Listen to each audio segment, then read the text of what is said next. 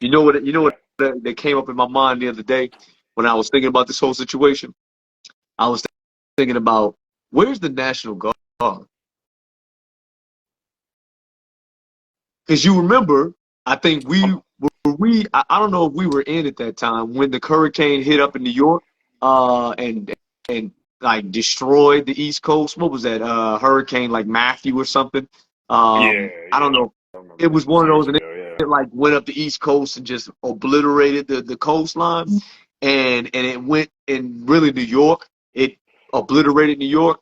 Why by the I think it was Staten Island or one of them places.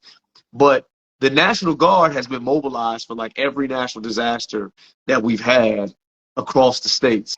But yet, I I don't know. I don't know if they have or haven't been. That's actually a good question. I don't know. yeah, I do know that the Marines are there, but the Marine Corps has a large base right there in Hawaii. So right, maybe it was they're already on active order. So maybe it was just easier to spend them right, up than to try to get the National Guard. However, if there was a hurricane coming, it would have made sense to start calling back all your guard to activate. right. But maybe Hawaii does it different because they have a whole base right there. So check this out. Um, So check this out. I just pulled up. I just looked it up to see is the National Guard there, right? uh, Here's what I found interesting.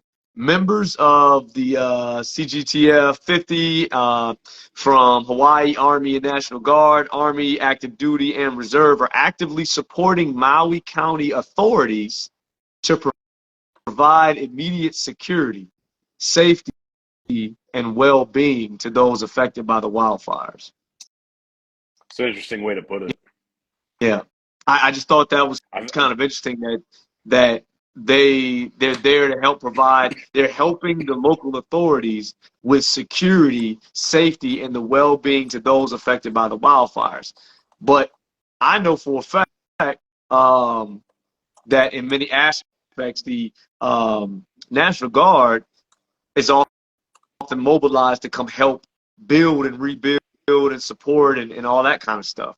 And so I, So I you just said that. So I wanted to. It was the wording that really bothered me, right? So right. just quick Google search.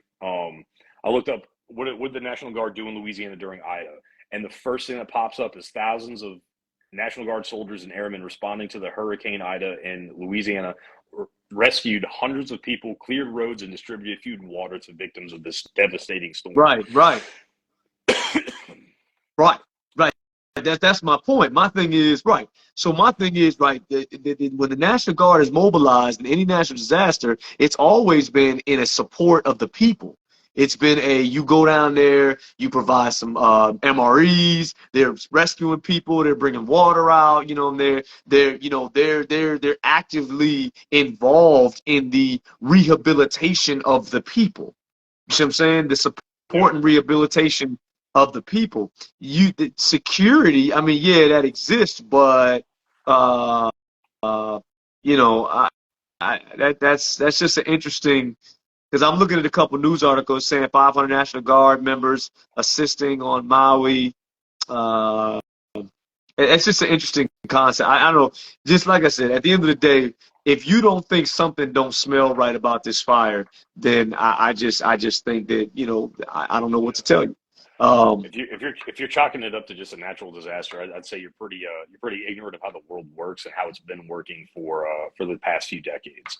mhm. Um, do I think that the like I said, do I think that the government like shot lasers at Hawaii? No, I'm not really. I'm not there yet. You know Right, what I'm right, saying? Like I'm not there with that unless someone has like actual physical proof right. and they show like the heavens opening up and Yeah, just lasers hitting right. the ground. Yeah. You know, Well, there was supposedly it's just a it's a hard sell for me. hard sell. Well, so supposedly, hey, yeah, just lyrics, man. Yeah, you did some hurricane duty when you on active, man. And yeah, you do. Yeah, I'm not saying you don't do security. I mean, I don't want there to be a misconception. I'm not saying you don't do security, but I know because I never had to do national disaster response or that kind of stuff. So let me see. Provide security for Katrina in New Orleans as well as revitalizing, yeah, people, bro. Yeah, so I was just curious about that, man. Yeah, because I don't know, man. It's just the way it was worded. it kind of threw me off, and I hadn't heard about the National Guard mobilizing to actually assist the people. It like the way they wrote it is like they've been mobilized to help with security and helping the local authorities with security, but not like you said. We read earlier that in Hurricane Ida, they were out there rescuing people and they were, providing water and all that kind of stuff. And it just seems like there's a little bit of a disconnect, and they may be doing that. I was just curious because I had not heard anything, and so I've been looking at it. I've been looking it up now. Um, and I remember when the hurricane hit up in, like I said, up in, I think, like New York, and it went up the coast, hit like North Carolina before it got there and all that. I remember they mobilized guys to go down there and help, with the cleanup and all that kind of stuff. And it just was interesting that it was worded that way. So I'd have to do some more digging on that type of time. But I think you made a good point earlier, bro. You were saying that there's enough of us to be able to fix these problems, and there's enough of us to be able to help support the people, and in a practical way, in a pragmatic way, whereas as opposed to leaning on the government. Because I think at this point we're getting to this place where you just have to accept the fact that you really can't trust your government. You know what I mean? Like we're getting to this place where you have to accept the fact that, we are getting to a place where we're I don't want to say on our own and make it sound very dystopian. You know what I'm saying? But let's see, where the National Guard is at the mercy of the governor of the state during natural disasters or any of it. Oh, okay, I got you. That's Okay, well, true. that's true. Yeah, if the governor has Yeah, the that's true. right to So say yay or nay. whatever the orders are. Yeah, you follow orders. Yeah, that makes sense. I appreciate that. I mean, like I said, I'm always open for learning on that type of time. And for anybody listening, we are not trying to further any like conspiracies or any kind of stuff. We're just trying to analyze the facts and analyze what we see. And I would say this, if you look at the grand scheme of just not only Maui, but just the grand scheme of everything going on as a whole, there's just a lot of questions. Um, but before we jump off though, we definitely want to. I know you hit early about the lockdowns and stuff. Just so everybody's clear, they are right now pushing return of the mask, return of the lockdowns, return of the pandemic. They are pushing that right now, and it's coming down the pipe. And within the next few weeks and the next month, you will see more reports of them talking about potentially going back to mass, going back to remote and virtual and all that kind of stuff. Now, So, I'm gonna tell you the first thing. The first thing that you're gonna see is you're gonna see a sudden spike in COVID cases. You're gonna have a rapid rise of COVID cases. But what I saw made me really stop to think. It was a nurse, and she was doing a little video online. She's like, "Don't let these numbers fool you, because they don't give out numbers. They give out percentages. All right, they give out percentages. So think about it like this. Let's say that you have a hospital and you have one COVID patient. All right. And then in that week, you get three COVID patients. So you have three COVID patients in an entire hospital, let's say the New Orleans metro area. They can literally say that that the number of COVID patients spiked 300%, and they're not lying. They're yeah, just not giving you the right. context of the truth. And Yeah, what a way to spread fear than be like, man, we went up 300% this week. It's three people out of 400,000. Like, I'm good. right. So my advice, you're going to see more. They're already talking about it here on the embassy. We've had a few cases. They're talking about bringing back booster shots. I'll walk off the job before I take another shot. That's 100% right there. You're not sticking me again. I'm mad that I got the first one, but I made that decision on my own as an adult. It wasn't because I'm for it. I Right. needed the job, but now I'm good. I'll figure it out. Right. You know, Anybody need a private investigator, hit me up. Yeah. I might be jobless soon. But yeah, I do not comply. Just don't do it. Yeah. If everybody just doesn't do it, there's literally nothing they can do. They're not going to, you're going to have incidences where they try to enforce it in certain places with the police, but after a while, hundreds of thousands of people just not giving a shit, there's nothing they can do. There's Right. nothing they can do. Right. Did you hear about the strike that was supposed to happen on September 1st, right? It was kind of blowing up the internet for a little bit. It Yeah, was I like had about heard about it, but I didn't know too much about it. so I was actually talking to somebody the other day who was like in a group, like a group text or whatever, and they're like, "Yeah, we're all just not going to show up to work today." And I'm like, I said, "Okay, so I feel you, and I think a nationwide something, protest, strike, something needs to happen. But you not going to work only hurts you. You know what I'm saying? This is not going to be a one-day fix. You know, if everybody quit going to work for a week, the the corporations are not going to hurt that badly. The corporations are going to laugh at you, and then they're going to replace you with people who want to go to work. Right. Because there's always somebody that needs to go to work because Right. family will overtake pride and ideologies any day of the week for a vast majority of people. If you really want to do it, we need to everybody don't pay your taxes at the end of the year. Everybody go on your W-4s and your W-2s, opt out of all of your taxes. Hey, Nobody pays. now that would be interesting if everybody just decided, you know what, it's time to pay your taxes. No, I don't think I will. Yes. I don't think we will this year. I think I'm gonna just pass. I've paid enough sales tax throughout the year. I think I'm gonna just pass on these income taxes. Now make sure you take your money out the bank. Take your money out the bank. Right, because they will, they'll seize that mug, yeah. And so side note, speaking of the IRS, here's a little fun little side nugget. So apparently, and I'm still doing some digging on this, but apparently the IRS is stocking up on weapons like crazy. Like, I think that's old. That's old reports. Okay, that's okay. Because it came across my thing, and I was like, okay, let me look into this. That was I think it was 6 months ago. Maybe it was longer. My timetables get a little messed Right. up out here sometimes. I can't remember exactly when it was, but it was within the last year, I believe. The article came out where the IRS is trying to hire 65,000 more people, and then before that, several years before that, there was a report that they bought something like 100 million rounds of ammunition. Stuff like that. And submachine guns and all kind of stuff. And it was like it got people talking. Like, why does the IRS need to be armed? So if they could just garnish your wages out of your account, why do they need to be armed? Are you literally just going to stop paying your taxes? And the IRS, it's not the FBI, it's right? ATF, which right. By the way, ATF should be abolished. It's not any of the other three-letter agencies. The IRS is going to send a SWAT team to your house to collect your taxes. Right. Yeah. I mean, you saw, hey, you know what, man? Hey, you saw my man who threatened at his home, and he was doing, I guess, social media posting. He had threatened that he was gonna kill the president or something, and they came to his house. Yeah, that he was 75 years old. Yeah, and they showed up, and he went down, fighting, but they went and popped him. They say he did, but he couldn't even stand. Like he was on a damn near assisted living. 75 years old. I didn't know the details of it. I just heard the story about it. He's 75. I remember that was a big topic around here because I think it was the FBI that executed that. Yeah. That execution is what we can call it. When you think about it, like how many people have been on social media saying that Obama should have died? They didn't arrest. They hardly arrested anybody. They definitely didn't go to anybody's house and get a gunfight. Right. Same thing under Trump. Same thing under fucking Biden. But Biden comes up and you pick.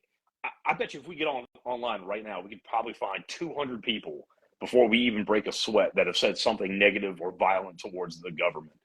But the FBI's not knocking on everybody's doors. They go to a 75-year-old person's house. Are you making a statement that you'll kill anybody who dissents? Yeah, that's wild. Like that to me. Here's my thing. I say you have to understand the precedent that sets.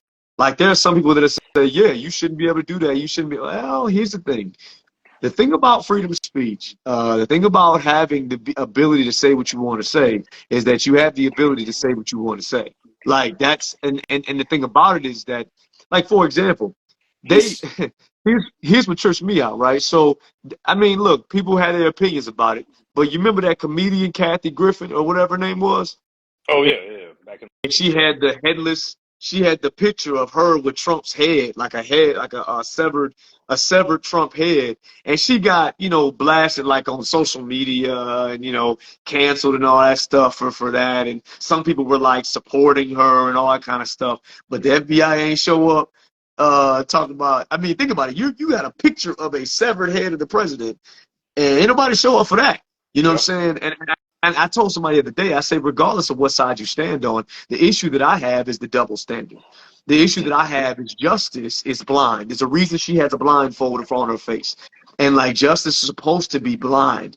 And when I look at a situation of like, like the secret documents and all that kind of stuff. It's like, okay, Trump's got documents in his house. They sent the whole doggone government and raided, every ounce of property that he owned. And mind you, I'm not in this mix, so there may be some details I don't know about, but they sent the whole government after this man to go and raid his everything to go find, 15 documents or whatever. And they said, oh, he had like 300, but only like 10 were really like documents for real. Bad, yeah. Right, bad. And then, Yeah. but then at the same time, Biden had 150 or 300 documents at the crib, or whatever case is. And when they directly asked the FBI, are you going to raid that estate? They were like, well, no. No, just no. Like, no investigation, no, that it's just a no. Yeah, and it's like when you have open evidence that there is corruption here, when you see and people had their feelings about like Matt Gaetz and all them guys, but you see your boy, he came out in the oversight committee, he was like, I have the contents of Hunter Biden's laptop. I would like to submit it, for review and investigation. And all of a sudden the little helper went over to the House oversight committee and was like, oh, and he was like, well, we need to review that before like, why? What is there to review? If we're here for justice, here's the contents. We got it right here. What's the problem? Why do you need to review it first? And it's like, when you look at that, it's like you don't want to, like, you don't want to, like, my thing is I love the country. I love this country. You know what I'm saying? I love the people in this country. And I love the fact that we have a hybrid democratic republic that hasn't existed before, you know what I'm saying, like as a nation, in many aspects. And so I hate to see it become what it has become. You see what I'm saying? And now when it's straight in your face and it's just blinding you, it's just like, dog, you know what I mean? It's like when you see this double standard, when you see this corruption, when you see the lies that are right in front of your face, and I'm not talking about just one particular party. I mean, I'm talking about both sides, but all of that. I'm talking about the government as a whole. Like I say, it's feeling very 1775ish. That's all. It's starting to get a little interesting. You know what I mean? Well, no, I mean, you said a lot. Like, people were like, "Oh, you support this guy, you support that guy." I was like, "I support justice and the truth." And I was like, "I'm gonna tell you how I feel about it." I voted for Trump in the first election. I didn't vote for him in the second one. I couldn't. I couldn't. Like, I didn't. Yeah. I had my 4 years. It was fun to watch, and better than Hillary. Whatever. Right. It was over. I'm ready for the country. Like, we need to fix the country. Right. I'm tired of picking the lesser of two evils. Right. So my whole thing is like, if Trump is probably one of the most investigated people in history. Like, they literally threw the entire Department of Justice at him, and they finally during the election cycle, they finally get him on whatever bullshit they got him on. They're still trying to tie him to some kind of like inciting violence for January 6th, which, like, come on, people, it wasn't even a good insurrection. Like, I'd give them brownie points had they, like, I don't know, held out for a week and they didn't do shit. They went in there, walked around, and left. But I mean, they've been trying to get this guy for 8 years now, and they don't have. This is what they get him on. He's laughing. He's laughing because they're running him. They're running him a free campaign. Yeah, they're running. He doesn't. He's still ahead in the polls. Bro, I told show up and he's going to win. I just said that. I told my grandfather that because my grandfather, he's like my grandfather on my other side, he's like they are super anti-Trump. They're like, oh my gosh, I just want to rip my face off when I think about this man, right? And I was telling him, I told him, I said, listen, regardless of where you stand on the situation, because they're very much on the liberal side, right? So they're very much, Democrats, CNN, really hard that way. And I'm saying, okay, that's cool. That's your prerogative. It's all good. My thing is this. I said, your party's making a very big mistake. Their mistake is they are focusing all on him. They're putting him on. Think about it. You turn on CNN, all you see is what? Trump indictment, Trump this, Trump that, Trump this, Trump this. You go to MSNBC, Trump, Trump, Trump, Trump, Trump, Trump, Trump. Maui fires, Trump, Trump, Trump, Trump, Trump, Trump, Trump. You know what I'm saying? COVID, Trump, Trump, Trump, Trump, Trump. You know what I mean? So I said they're making the biggest mistake that they're making is they're throwing all their resources in their entire basket at this man. And I was thinking about this earlier. I say, remember, vilification oftentimes leads to vindication, because what happens is you turn around and if you make a villain out this guy so much, you throw so much at him. It's the same concept as if I tell you not to touch the stove, if you keep telling me not to do something, eventually I'm gonna start saying, well, shoot, I might want to see what it's talking about. You see what I'm saying? And so fuck it, four more right, years. right. It's like, you know what? You all seem to hate him so much, and I hate y'all. So guess what? I'm going that way, and we just Yeah. gonna ride this train till the wheels fall off. I mean, the Well, I reality mean, is, and then it becomes almost sad because like I feel like there's some decently moderate people on both sides. You know what I'm saying? Like I feel like there's way better candidates than what they're showing us. right, I've said it before. Like I'm not even super political to begin with, but like Tulsi Gabbard is one of the more moderate Democrats, and every time she gets on the debate stage, she crushes her opponents, and they won't let her run. They cannot stomach her because she's intelligent. She probably can't be run like handled like everybody else has been handled. yeah, On the other side, like you know, DeSantis in my mind has kind of gone up and down depending because I've seen some of the things that come out in Florida. I'm like, that's pretty cool. Let's stand up to the federal government. And some things that come out, I'm like, well, that was too far. That was like yeah, that's super right wing, super conservative. And we talked about the pendulum swing and like where you right, have to be in order to do this or that. But wouldn't it be great if just like a Republican and a Democrat came out, they ran together on the same team, yes, like, look, yes, we're gonna communicate. We're gonna fix everything. We're gonna reassess everything from the tax system all the way down to the education system because right, the entire country needs an overhaul. We've spent so much money in foreign affairs between wars and yeah, supporting wars and just foreign aid yeah, and just funneling money to these other countries. Our national infrastructure is crumbling, rumble, absolutely fucking crumbling, and there's no excuse for it. right, All that money that we send overseas, if we can't fix our own problems, we shouldn't be fixing anybody else's. right, You're not going to sit here and convince me that the war in Ukraine directly affects me. But if I go home, I hit a pothole every 5 minutes, yeah, or my yeah, bridge is out. My bridges need to be repaired. You yeah. You know, can't pour from an empty cup. I mean, we're in this place where it's like, don't get me wrong, I'm all for assisting and helping people because that's what we do, because that's what we do as humans. But when it's at a Mhm. situation where we are like we're stuck, bro. Like we're so broken as a people, as a nation, as a country, that and then what happens is those people who really want the country to be better, we're getting kicked to the wayside and getting, what I'm saying, and getting shunned and getting forgotten. That's why people don't understand. That's why Trump won, because the people who are supporting the backbone of the nation are feeling forgotten. They like, ain't nobody talking to us. Everybody just letting us just get drained dry. You know what I'm saying? That's Yep. why he won. So people are like, how could that man win? How can he even be winning in the polls? It's because he's talking to the people that y'all want to talk to. Like you remember on the campaign trail, when Trump went to all the states that Hillary didn't.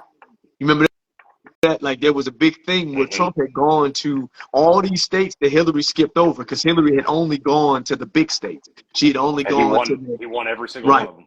I think he won She almost every she single one went of them. into all the big swing states and did the normal politician thing. But he went to the states that nobody even was thinking about. He went to them and won every one of them because they just want to be heard. People want to be heard. People want to let their frustrations out. People want to say, listen, you know what I mean? Look, I'm tired of this foolishness. You know what I'm saying? And the reality is, I heard a guy, I think I told you, I heard a guy talking about, they asked him, like, do you like Trump? He was like, no. He was like, do you support Trump? He was like, well, I mean, I'll vote for him. And they were like, well, why would you vote for him if you don't like him? And he was like, well, here's the thing. I don't have to like him. The reality is, he said something along the lines of, I look over at Korea, I look at Russia, I look at China, and I see these junkyard dogs out here tearing people apart. I feel like I need a junkyard dog to go fight with them.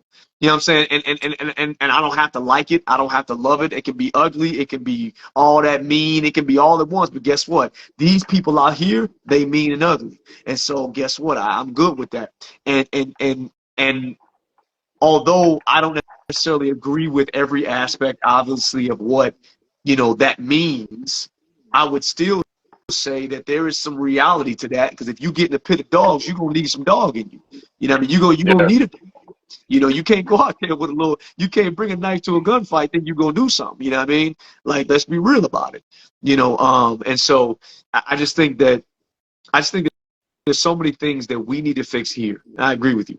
I think there's so many things that we need to fix here, and I wish we could get a candidate to run. If you had, here in Florida, Donna Deegan, she's the new mayor, and hmm she's a Democrat, and she recently had picked Al Ferrero, who's a concern. He's a Republican. She had picked him to be kind of like a partner for the. It was a pretty important position. She had picked him as a yeah, Democrat, as a Republican, to be in there, and unfortunately, she got a whole bunch of backlash for that, and he ended up backing out of the position, and so she had to withdraw. And I just think I think to me that's such, and I don't know all the details, but that's so disheartening, because you actually had an opportunity to really cross those lines and have two people from different perspectives be able to sit down at the table and discuss a way forward. And unfortunately, you had people who resisted, and he backed out, and so it's tough, man. It's rough. yeah. I mean, it's just one of those things. It's like we talk about all the time. Everybody's so polarized with whatever side of the aisle that they want to be on, that they don't even want to listen to the reasoning Right, why right, everybody votes or believes the way they do. And the reason, and that's one of the reasons why people vote that way or think that way or feel that way, is because they look at the other side, whatever the other side looks right, like, whatever side of the aisle that you're on. And there really is only about two sides, and only some of us in the middle that want to fix right, things. right, you know it's so bad that it's we're more likely to fight each other than we are to unite, and that's right, exactly what they want. That's right, exact. You polarize everybody about everything. The election cycle is coming up. Be prepared for some more school shootings. Be prepared for COVID to outbreak. Be prepared for LGBTQ to be thrown into the news, and however they decide that they want to throw it into the right. news.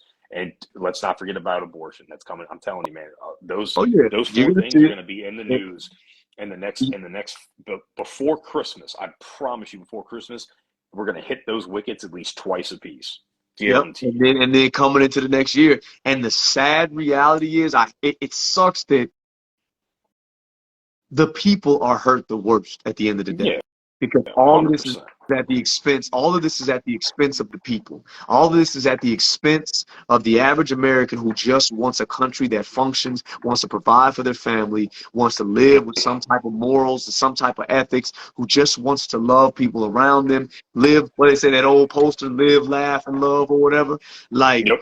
that's just what people want to do: life, liberty, and the pursuit of happiness. But unfortunately, the government, so many of these issues and things are weaponized to divide and conquer. And it's unfortunate. And although, by the way, fun fact, people, that divide and conquer is actually taken out of context, but that's a whole other thing for another day. Yeah. But yeah, but But anyway, that, we're at that time, man.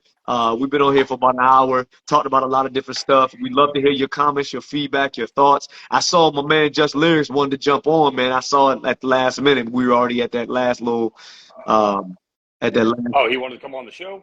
Yeah, Shit. yeah. I saw it. I looked down and saw the request, and then we were already at the hour, But, hey, man, but definitely next time, bro. And if you have comments, questions, concerns, if you disagree, please drop a comment, drop a DM. Like, please let us have it. You know what I'm saying? If you agree, we'd love to. Oh, okay, you pressed the button by accident. Oh, okay. Oh, All right, wait. We still love to have you on. We are open for anybody to jump on the show, share your opinions. This is all about us coming together as a community, as a people, to make a difference, learn about the world, analyze the facts, and go through all the real talking points. all right. Yeah. So everybody take it easy. Hey, make sure come check out the YouTube channel. All episodes up until this one are up there. So we got 19 episodes. They're all broken down for you. Got a couple short videos and stuff on there. If you need the link, just get with one of us. It's basically on every piece of social media that we have. The links are there. So, let us know what you think, and we'll talk to everybody soon. Peace. Yes, sir. Peace.